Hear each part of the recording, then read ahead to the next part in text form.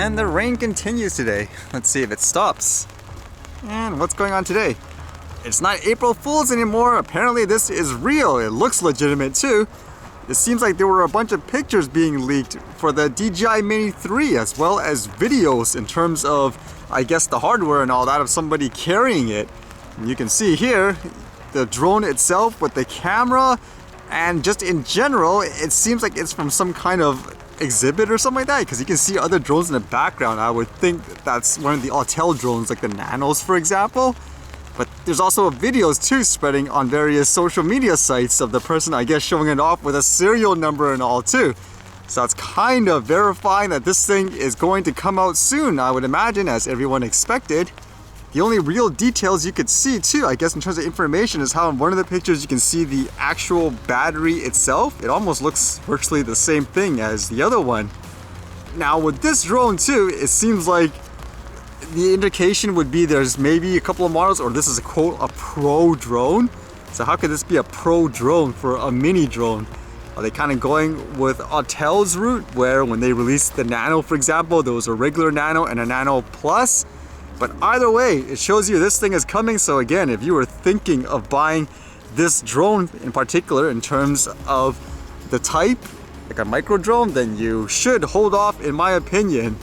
Usually the indication too on whether or not this thing is coming out really soon is whether or not companies have deals where they want to clear out regular, I guess, drones, like older ones.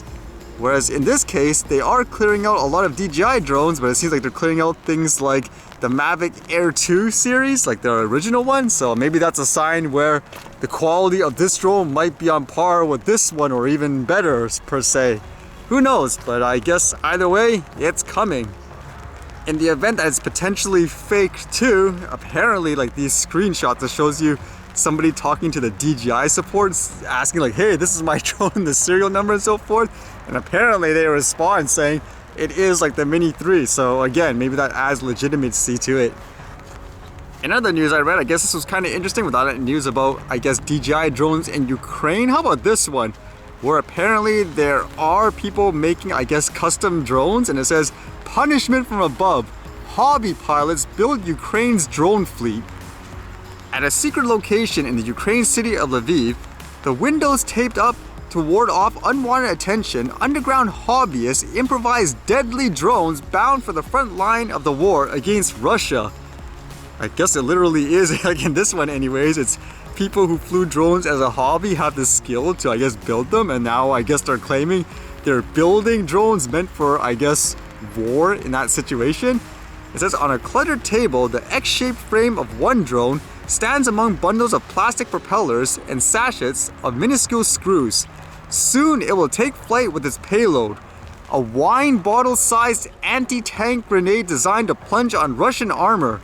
Two other drones are already affixed with quad propellers, their squat bodies gaping, with miniature bomb bays to rain explosives on the Russian infantry, challenging Ukrainian defenders to the north and east. It makes me wonder, actually, will this increase hysteria, saying, oh no, people flying, I guess, things like toy drones for fun, they're all dangerous? Because it says here, before February 24th, its 6 members were friends in the drone racing community. Unfortunately, everything changed, said Alex, a member who declined to share his full name for security reasons. The Flying Frankenstein's creations are put together from over-the-counter kits, 3D printed parts and components ordered from a Chinese online retailer. To one end of the room, the parts are strewn across a workbench, circuit boards dotted with microchips, threads of electric wiring, bulbous electric motors, and it says cheaper than iPhones and all that. It's kind of interesting because there was that topic of them being concerned about using DJI drones, like the accusation that they're throttling things, for example, like the aeroscope. Whereas I guess like in this case, they're still getting stuff from China, like the parts and so forth. So it seems like you can't really avoid it in this case, just with the way everything has been established with manufacturing and all that so far. But it does make me curious, in reading stories like these, will people now use this as a further way to say, recreational drones, they're all dangerous, ban them all?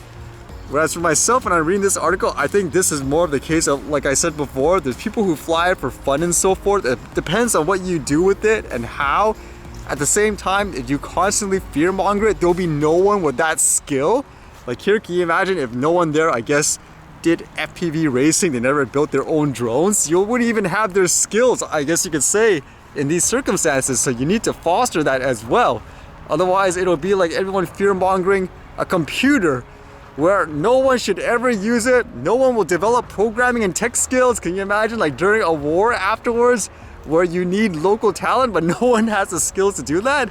That's what I would think personally, in terms of that thought of you can't have over-the-top regulations just based on sensational examples, because you never know when people's skills will become useful.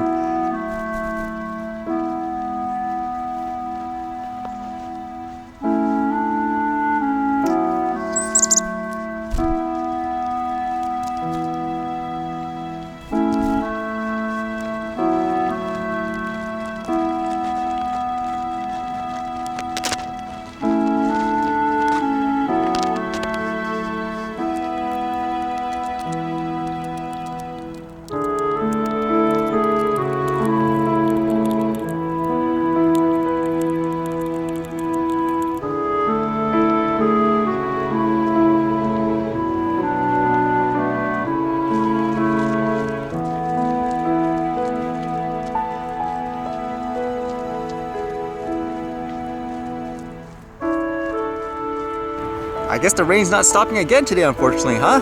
Actually, it was doing some interesting tests yesterday, I guess, with the drone archive footage and all that. Let's see what I'll try today.